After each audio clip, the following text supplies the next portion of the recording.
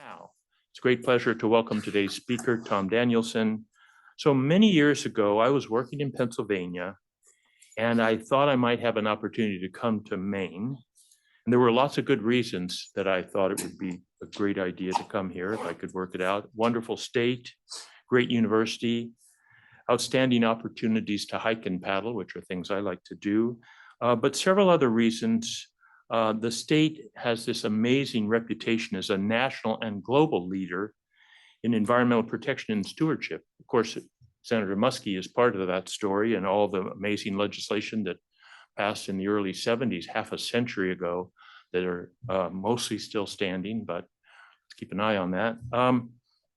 But also, I knew for sure myself that the Maine Department of Environmental Protection was an amazing leader in the nation and in the world.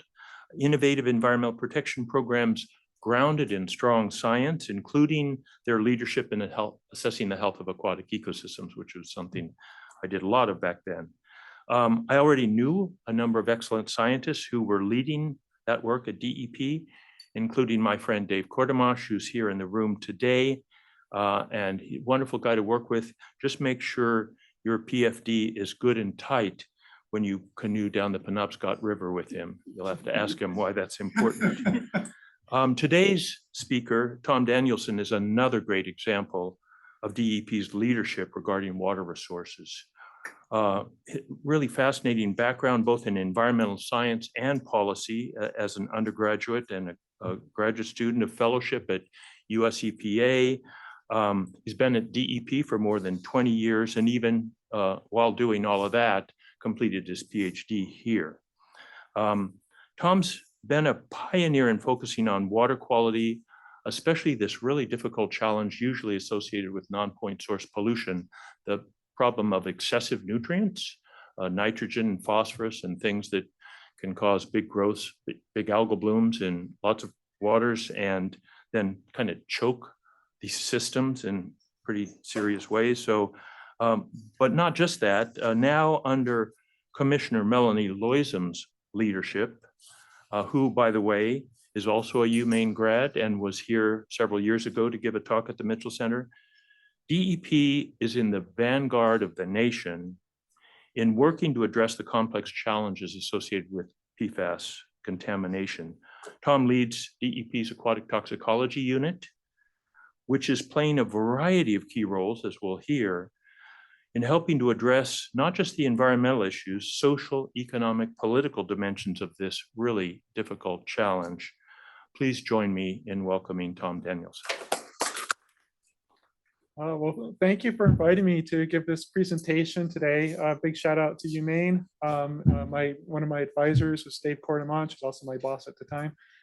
So one reason why Maine has a great reputation for being on the vanguard is largely because of Dave and other folks that worked with him. Any case, today I'll talk about PFAS, a new fish tissue issue.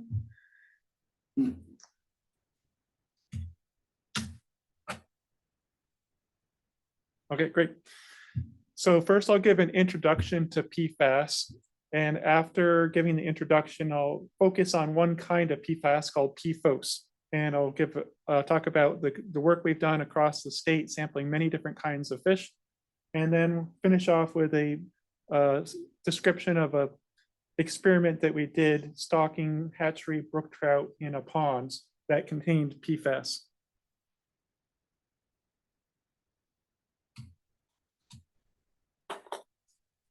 All right, so PFAS stands for per and polyfluoroalkyl alkyl substances.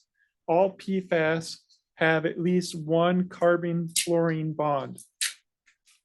So that's what makes a PFAS. There's like many thousands of different kinds of PFAS. The ones that are most common in the environment that were used a lot back in the day have this simple linear chain of carbons ranging from 4 to 18 carbons long.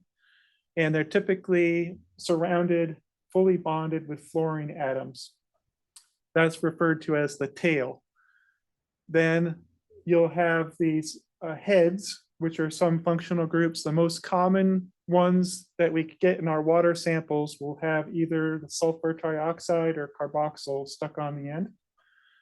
And so basically that's what a PFAS is. They do have more complex ones, which I'll show later.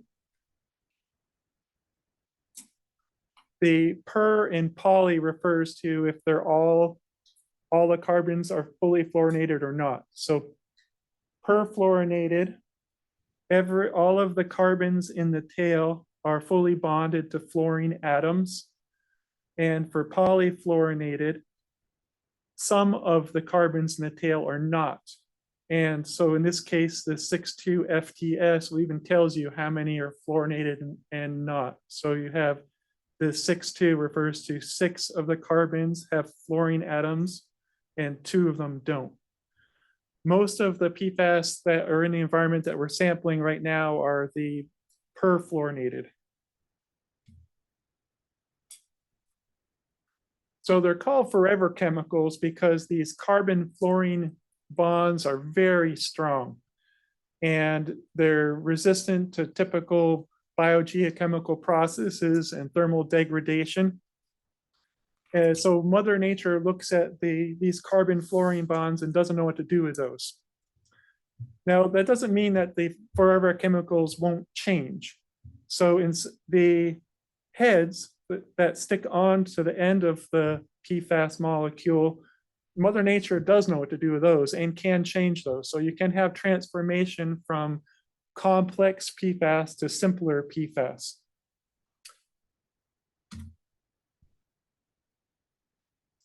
As I mentioned, there are more than 15,000 kinds of PFAS. These are all synthetic, created by people in laboratories and factories. And they have been designed because of the qualities that they have. They tend to last for a very long time. They're very durable. They can resist heat and thermal degradation, or just degradation in general. Some of them are very good at repelling water, oil, or stains, and some are used on non-stick surfaces. And because of these qualities, they have a lot of practical commercial and industrial uses, and they're put into a lot of products. So any kind of fabric or paper that is non-stick, water resistant, oil resistant, stain resistant, think PFAS. Even things like cosmetics, dental floss, some toilet paper, PFAS. So these chemicals have a wide amount of use. And here's another graphic showing some of where in a household you might find PFAS. So they're in lots of different places. And the problem is that the ones that have been studied extensively have been shown to have many negative human health effects, both to adults and to kids and to developing babies in utero. Many PFAS haven't been studied extensively. So as I mentioned, I want to just talk about these two important PFAS groups. A lot of the PFAS that we collect in the field fall into these two groups. We have these perfluoroalkyl carboxylic acids, the PFCAs, and the perfluoroalkyl sulfonic acids. And this is an example of one of the PFCAs. It has a carboxyl group on the end.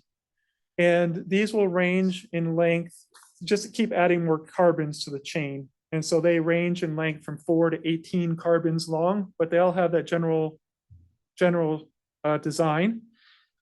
And in the literature, you'll sometimes see them referred to as the short C4 to C18. And it's important for these that they count the carbon in the head as part of the number. So this C5 here has 4 in the tail and 1 in the head, but they count that, so it's C5. And the sulfonic acids have a similar structure, and those chains range from 4 to 12 typically. And instead of having or carboxyl group, they have a sulfide trioxide group stuck on the end. And the names in the PFAS will tell you how many carbons are in the structure of the compound. So like a pentagon, 5-sided object. So penta means 5 carbons, octa means 8 carbons, deca means 10 carbons. And so that's, if you get used to memorizing those terms, you can, after a while, get pretty quick at getting an image of what these chemicals look like. In the literature, they will have synonyms. And so depending on what journal or report you're reading, they will refer to things either, in this case, as perfluorooctane sulfonate or perfluorooctane sulfonic acid. They're referring to the same thing. It's just whether or not it's the ionic form or if it has the hydrogen attached to it. So you can compare those data interchangeably. As I mentioned, many of the PFAS have these linear chains, but this is an example of a more complex PFAS where they have a benzene ring basically has been converted into part of the PFAS.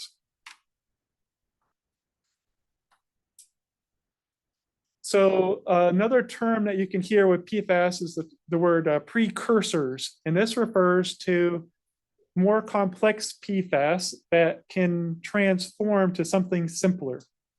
If you remember, these carbon-fluorine bonds are very durable and are resistant to biogeochemical processes. Those will stick around for a long time. But the head part over on this side, Mother Nature can go all fruit ninja on that and chop that up.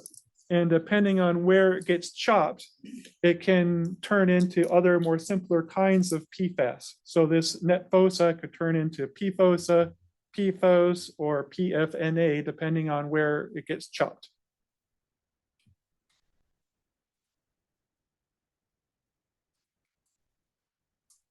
So now getting into the fish sort of stuff, some PFAS can get into fish either by having the fish eat the sediment that contains the PFAS, or simply by having water pass over the gills.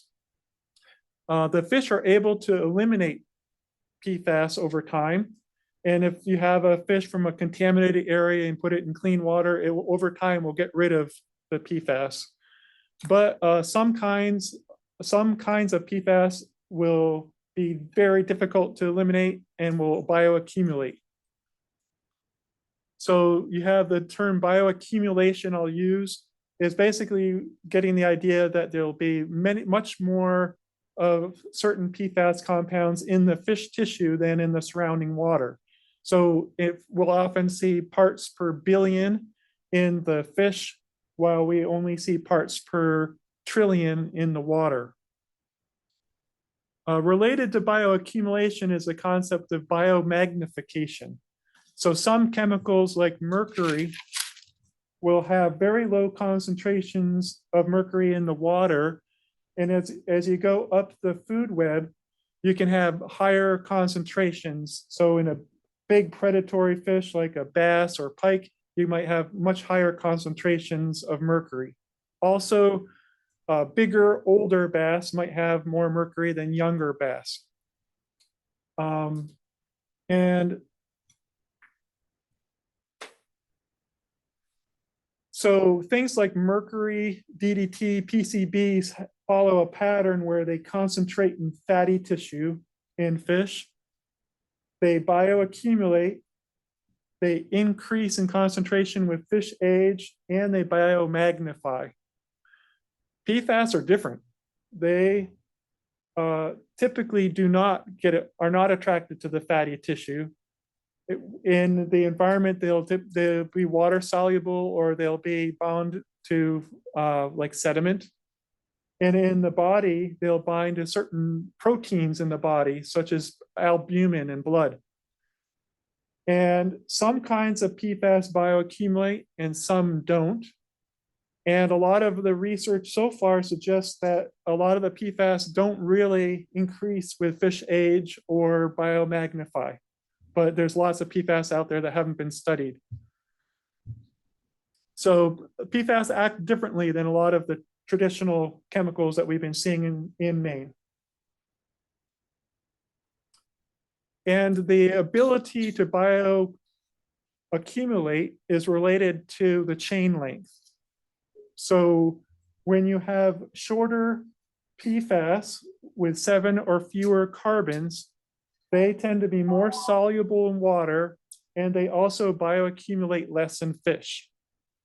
If you have something that's very long, 8-chain carbon or longer, they're less soluble in water. If you're in the environment, it might be more bound to sediment than being in the water itself. And if you do get in the water, it might be like on particles floating in the water, that's turbidity sort of thing. And the fish have a hard time getting rid of them. So these chemicals will bioaccumulate. Some of the precursors that, like I showed that one that had that crazy like ring built into it, I suspect that many of those will bioaccumulate along with the long chain ones. So this figure here shows a study that was done in New Hampshire fish by Heidi Picard from Harvard University and her colleagues. And this on the y-axis is the log transformation of the bioaccumulation factor. So a lower bioaccumulation factor means that it doesn't bioaccumulate much. A high bioaccumulation factor means that the fish have a hard time getting rid of it and it bioaccumulates readily. So earlier I mentioned that there's the two main groups, the PFCAs and the PFSAs. If you might recall that the PFCAs were the ones that look like this, and they just vary based on how many carbons are in the chain. So over here we have a C3. It would look like that, but it would have only 3 carbons. So it's a short little fella. And then the C13 would be quite long, right? But they basically look like that. And the PFSAs look like this one. And they had carbons lengths of 4 to 10. All right. So keep that in mind. So we have short ones over here and long ones over here. And you can see that the short ones, the bioaccumulation factors are quite low. The fish are able to readily expel them. And when you get longer, it goes up and up and up, and you get very high bioaccumulation with the long chain ones. Kind of a similar pattern with the PFSAs and with the targeted precursors. Some of them have really high bioaccumulation factors.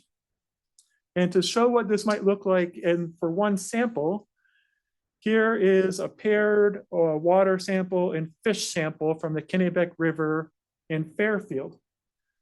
So some things to point out is we have up here we have the water sample. Here we have the fish sample. We have the PFCAs again. You're getting familiar with these guys. All pretty much look the same, just from 4 carbons up to 18 carbons. The PFSAs look like this with 4 carbons up to 10 carbons. And then we got some of the more crazy precursors over here. In the water sample, we're looking at parts per trillion, very, very small concentrations. And in the fish, we're looking at parts per billion because we want to see which ones are bioaccumulating, and that's also where we see the health impacts. Where you have the short chain PFAS, again, on that graph where we had for New Hampshire, those had the low bioaccumulation factors.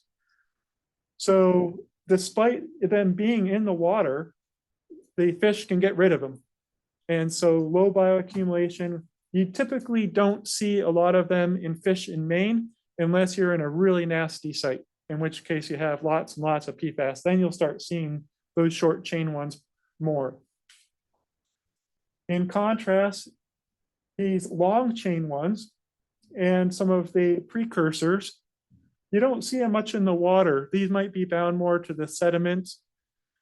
And despite not being in the water, we're seeing some bioaccumulation, in this case of C10 through C13, smaller concentrations, and also PFOS. If you squint really hard, there's some a little bit there, trust me.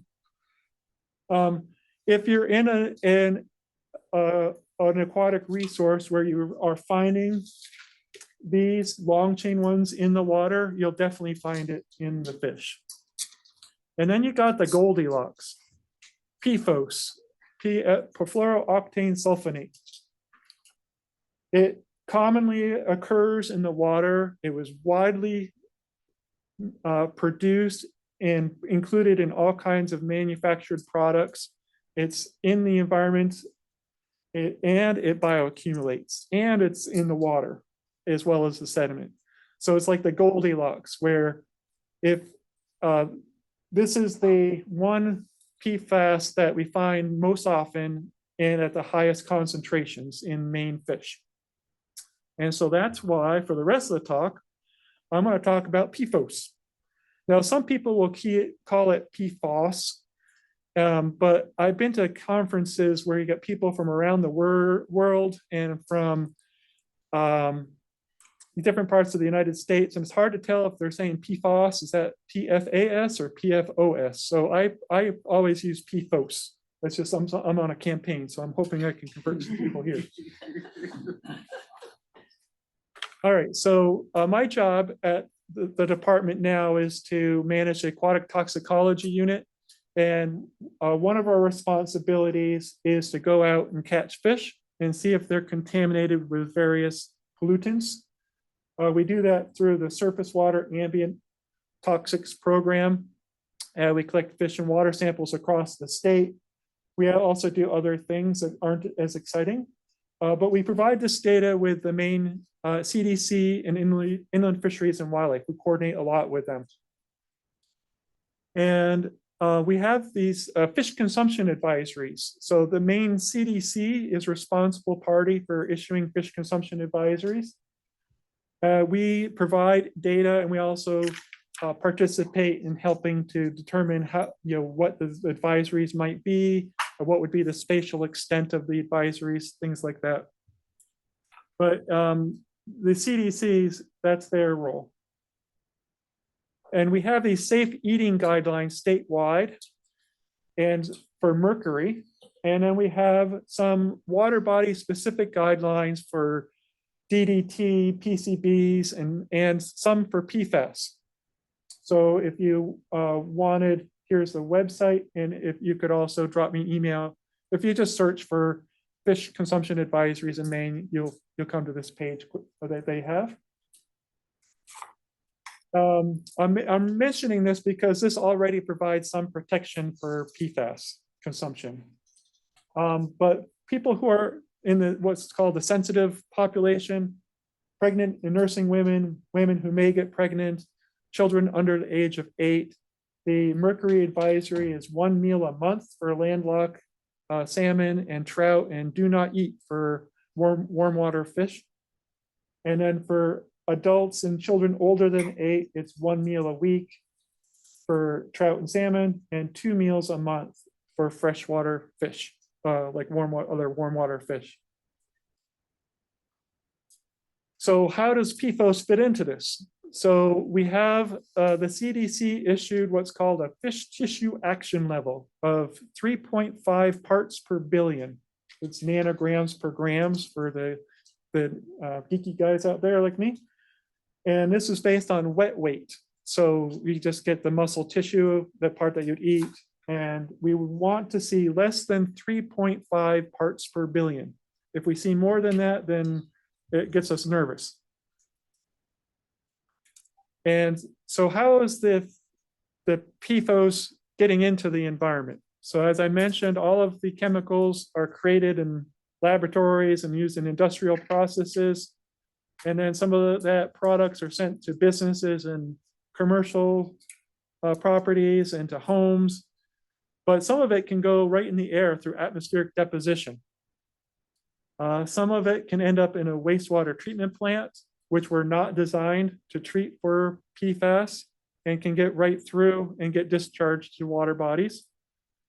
Some of the solid waste containing PFAS can end up in a landfill.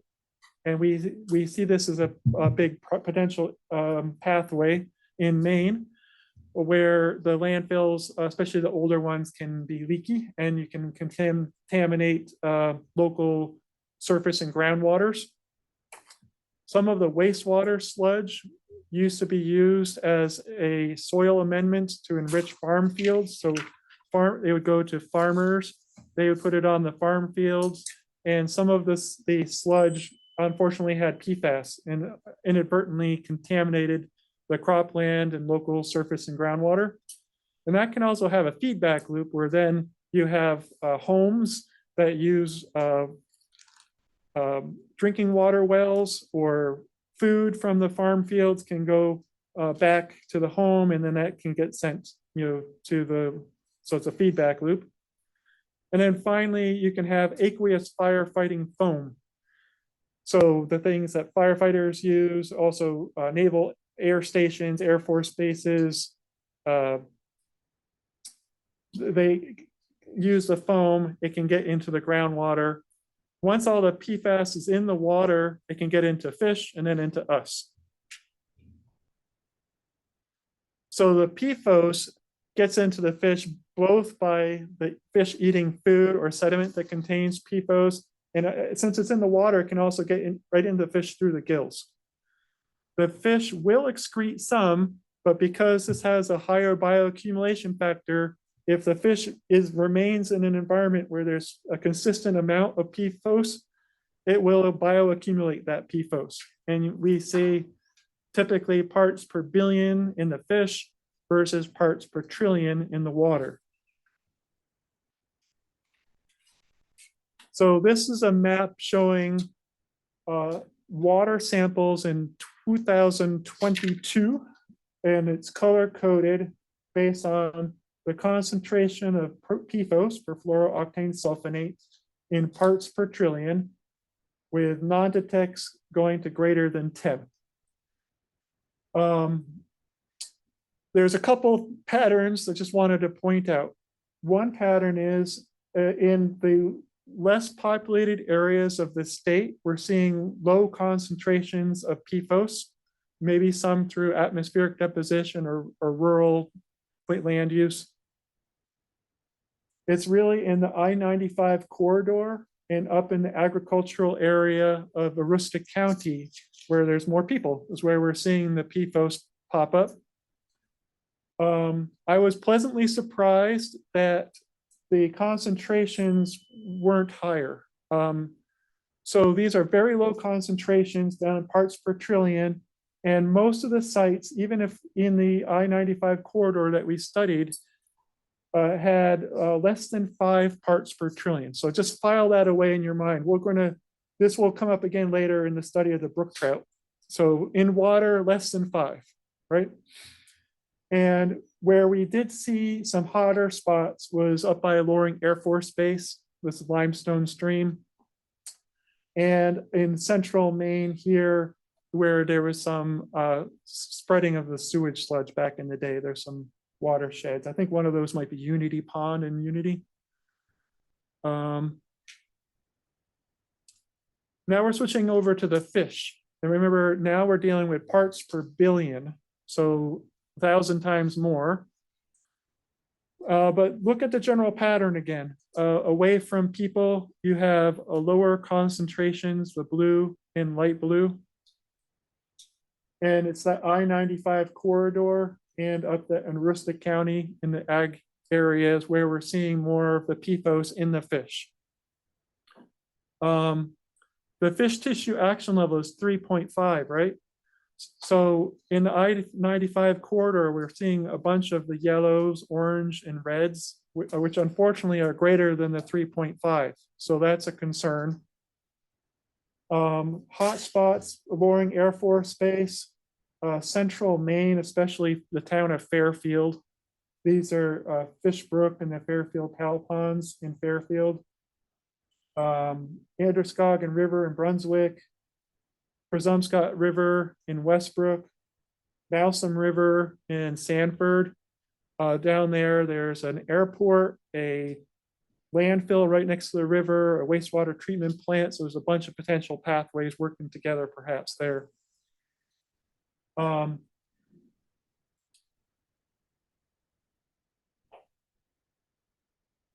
So again, above 3.5 is where the CDC might consider fish consumption advisories.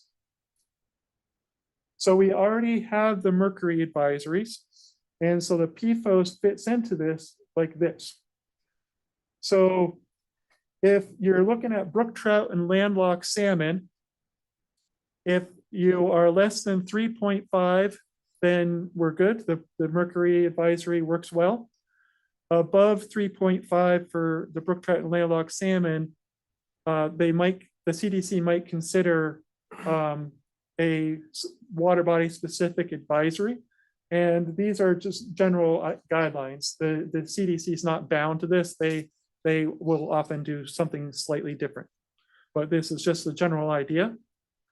And then with the other fish, because of it's 1 meal a month for the brook trout and landlocked salmon and 2 meals a month for the other freshwater fish. The 2 meals a month actually protects up to 7.5 of the PFOS. So the warm water fish are good up to this level. And it's after that, then they would consider a water body specific advisory. And so these are the water bodies that currently have advisories for PFAS. It's for PFAS in general, but it's really PFOS that's driving it. So up near, and they range from do not eat in Fairfield to Unity Pond, 6 meals a year or 12 meals a year. And there's some that are like 3 and 4 meals a year.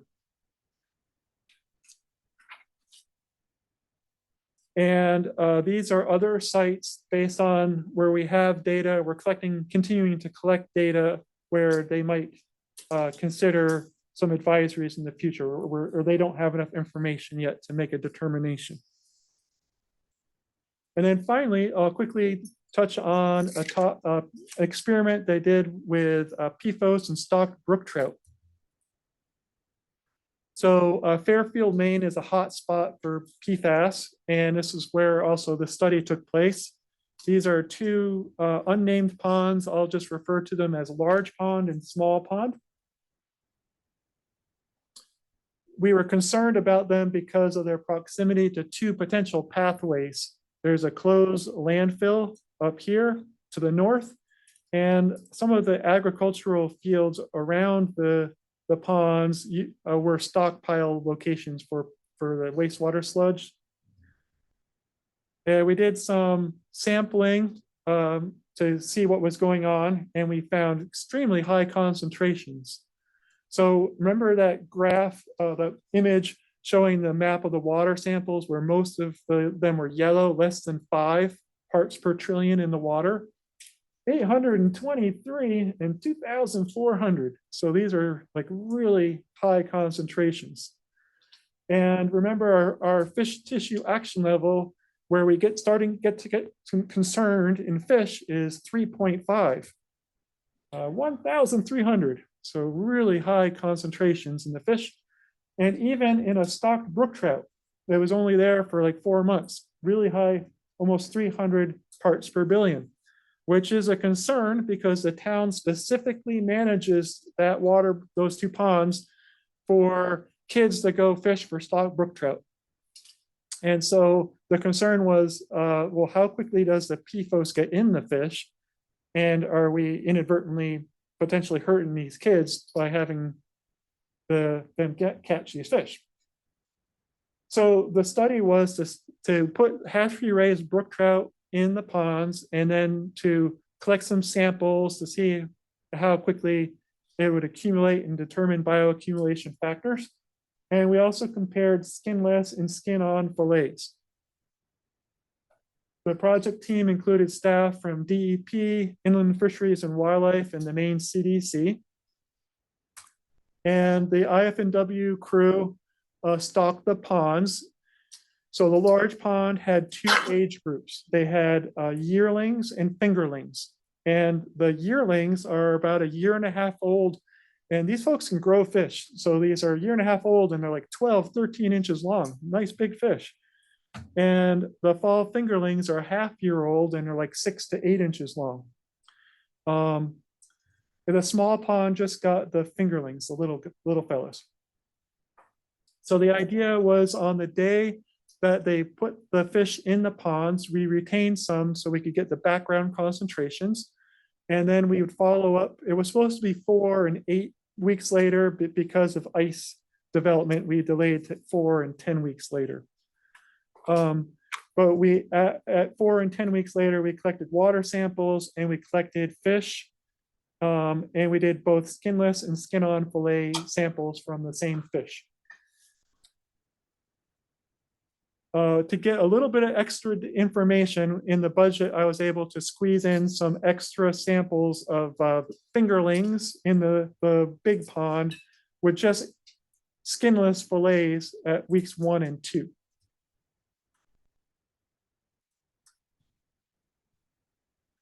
We did 6 fish per sample, measured the length and weight, and there really wasn't much pattern in length and weight over the short period of the study. We took the skinless and skin-on fillets from the same fish and processed them in 2 composites of 3 fish. It's quite expensive for the analysis, so we had to, in order to fit it in the budget, we had to do 2 composites of 3. So, for example, the 6 fingerlings from the small pond in week 4 had 2 composite samples of skinless fillets and 2 composite samples of skin-on fillets. This is what the ponds looked like when we started in November, and we were ice fishing in week 10. So these are the water samples. Again, the concentrations in parts per trillion, with the large pond having 500 to 600 parts per trillion over the course of the study. And the small pond had 2,000 to 2,500. Remember that one map where everything was less than 5, right? So it's really high concentrations. The PFAS did accumulate in the trout over the course of the study, with the large pond yearlings having the least amount of accumulation and the small pond fingerlings having the highest amount. So I'll go through them in that order.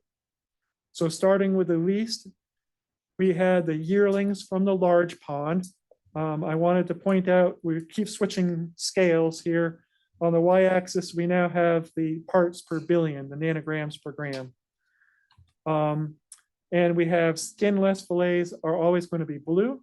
Skin-on fillets are always going to be the pink hollow symbol. All of the fish, before they went into the pond, had non-detected levels of PFAS, which is very encouraging. And after 4 weeks, went up to over 40 parts per billion. Remember, the fish tissue action level is 3.5. And we had more in the skin-on fillet than the skinless fillet. The fingerlings, these are the smaller trout from the large pond. This is also where we were able to squeeze in those 2 extra samples in weeks 1 and 2. Just after 1 week in the pond, went to 40 parts per billion. That was astonishing. And there was not a big difference between the skin-on and skinless fillets, but there was more in the skin-on fillets. And then the fingerlings from the small pond had the most accumulation. In 4 weeks, the skinless fillets went to around 100 and around 200 by week 10. And more in the skin-on fillets than the skinless fillets. So how the heck are they getting so much PFAS that fast? And so my hypothesis is that they must be getting a bunch of it through the gills. Could some of it be passing through the skin as well? I don't know. Or are the fish just stuffing themselves? Is this like a bonanza where they're finally out of their hatchery and they're like gobbling up everything in sight? And why is there more PFOS in the younger trout than the older trout? Could it be that they have a different metabolism, a different diet? Is there a different ratio of surface area to mass?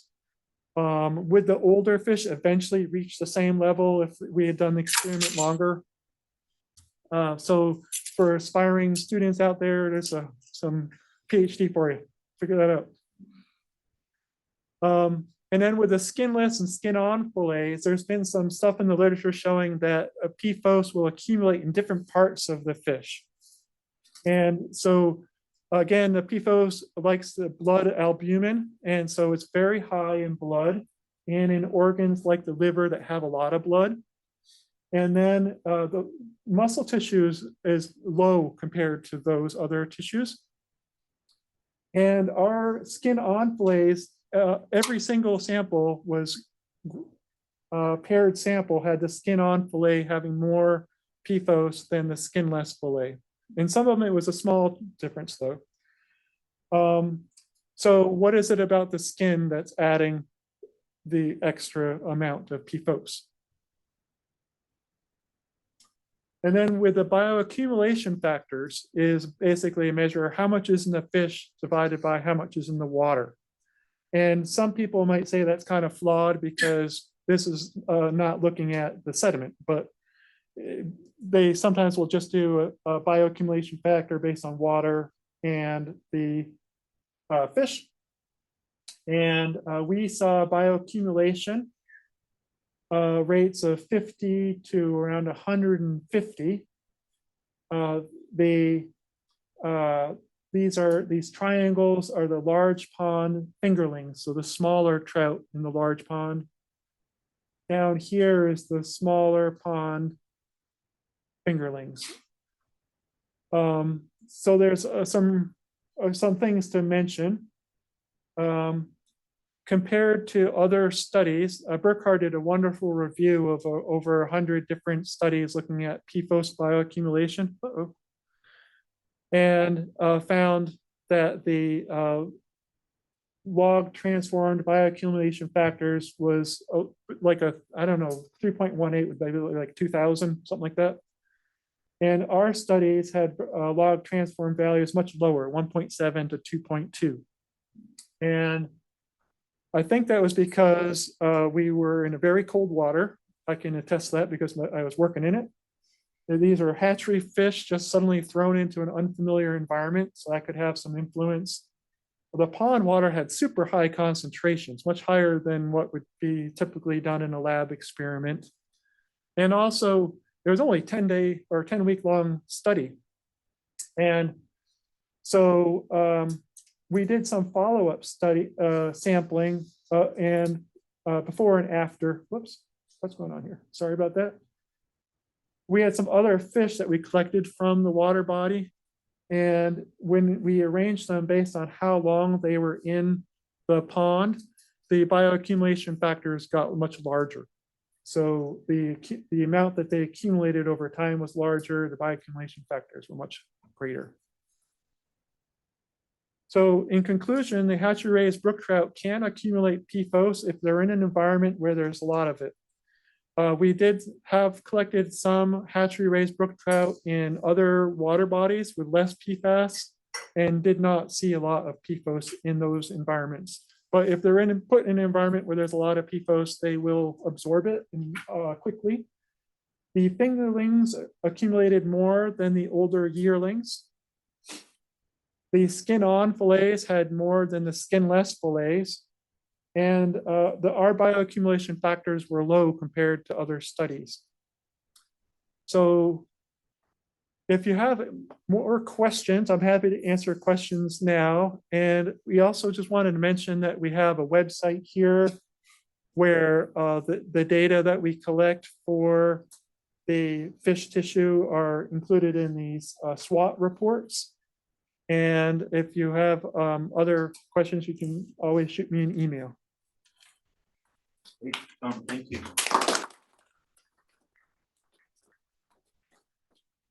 Stop sharing and bring up my colleague. Linda.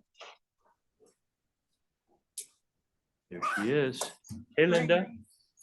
Boy, everyone, can we give another hand, even on those of us that are in our own homes and things? Can we give a hand for this just wonderful, wonderful talk? Very interesting talk. So, at the beginning, we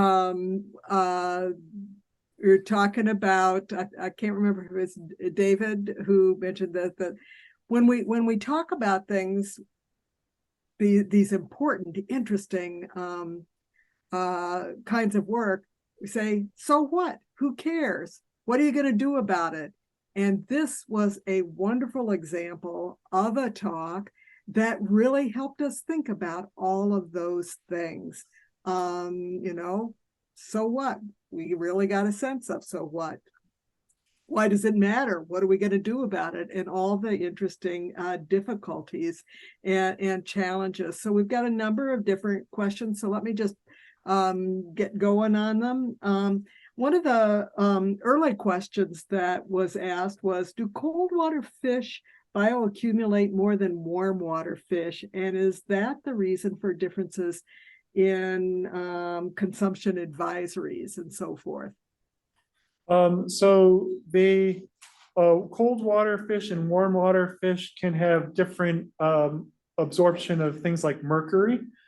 And we don't have a great handle yet on the world of PFOS and other PFAS. We have done some paired samples, and we're continuing to collect paired samples where we have like bass and white perch and bass and black crappie, for example.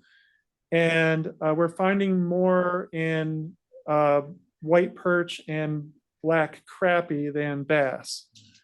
And we don't have a lot of examples where we have trout and bass together, but we do have the Baduxnaqueg River up in Holton. And in that case, we found more in the trout than the bass in that river. And we collected more samples this year to follow up with that. But that's still an area that needs more research done, as to if there's differences in fish in the PFOS consumption and because of different diets, or if the way the metabolisms work. Sometimes it can be counterintuitive. For example, catfish, you would think being down on the bottom or interacting with sediment, they might ingest some sediment, but they tend to have quite low concentrations of PFOS. Interesting. Oh. Yeah. Another issue or another question that one of the listeners raised is, are drilled wells near the Androscoggin and other rivers in Maine, are they likely to contain high levels of PFAS? So one part of the Department of Environmental Protection is really doing a ton of work with that, where they are looking at communities where there might be contamination of PFAS and are investigating wells. And so, for example, in the Fairfield area, they've done extensive work with examining the concentration of PFAS in drinking water wells, both as it comes out of the ground and also after it goes through the plumbing system. Some plumbing systems can contain PFAS that can contaminate the water in the house itself. And they also have been installing various methods to filter the PFAS from the water. So if the person online would like to shoot me an email, I could get that person in contact with the folks that do that type of work. Great. Another question that was asked is, I understand that the fish in the Fairfield ponds are a hazard to people who might eat them, but I'm curious, are there any health effects observed in the fish themselves due to their high PFAS levels? Yeah, so that's a great question and something that we currently are not looking at. So there is the United States Environmental Protection Agency recently proposed some aquatic life criteria for PFOS and a similar PFOA. They're both 8 carbon long. In the graphs that we had earlier, we had the C4 to C18, PFOA C8. Any case, so the U.S. Environmental Protection Agency proposed some criteria, and I think we're a ways away from having criteria on the books for PFOS and PFOA, but there are groups of people who are examining what are the ecological effects or the effects on the critters themselves, both in terms of acute exposure and chronic exposure. Hey, Linda, could I have a turn? Yeah, and there's one other kind of long but important question that someone's asked too, but go ahead. Over here. Yeah, I was wondering, you may have addressed it at the beginning and I missed it, but what the heck are they doing down in Fairfield? What's going on there?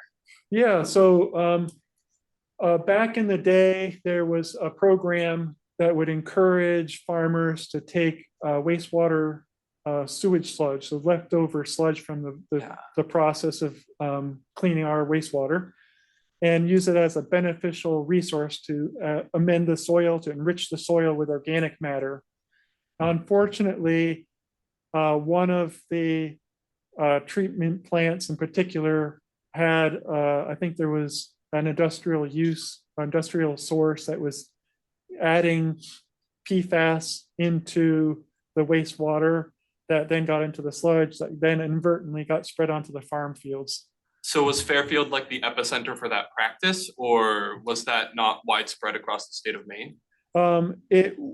It was a convergence of an area with a lot of agricultural that was also being sourced by this one wastewater treatment plant. So that some of the other areas where the wastewater treatment plants didn't have the same amount of contamination on the inputs, it had less PFAS in the sludge. And so it wasn't as big a problem. Thank you. Yeah. Linda, can I do one more? Oh, do as many as, yeah, this is just such a great talk. People have lots of questions. Go ahead. I was wondering, since there aren't nationwide standards for PFAS and since it's really regulated state to state, are there any concerns about the economic impact of fish from Maine compared to fish from other states? And what would be the economic impact that if different states had limits on being able to eat fish from Maine or being able to import? Oh, okay. Yeah, so I believe I may be wrong, but I think in Maine, it's primarily recreational fishing, not used for commercial. And so people can still fish. They just from certain water bodies, it would be the advisory is to consume less. And that still might have an economic impact though, because there could be some people who are like, you know what, I'm just done with this. I don't, you know, so I don't know what about that social effects, what those would be. And I think that the PFOS fish tissue action level that we have, a 3.5, it does vary across the country. Some states have much higher values. So that could go work both ways, where one, we could say that we have a lower, more conservative value, so that's protecting the fishermen and the people who might be eating the fish. But that could have the flip side of maybe scaring some people too. So I don't know what the balance is there. For a subsequent conversation, I would just point out that Caroline Noblet is working with a wonderful group of researchers, students, and others on those kinds of issues, from both a behavioral, kind of a psychological and an economic standpoint, how risks are perceived and how it affects people's behavior on that, as well as agricultural products. And so She's right in front of you, 2 rows for later. Linda, I think I'm going to go back to you, but we're in the home stretch. And anybody who doesn't get a question in, come on up afterwards or we'll help connect you. Yeah, it just shows how excited people are about the ways in which you've presented these important issues to us that we just want to hang out with you. So one last question that someone raised is, you mentioned you thought the cold weather might be a reason for the lower bioaccumulation levels.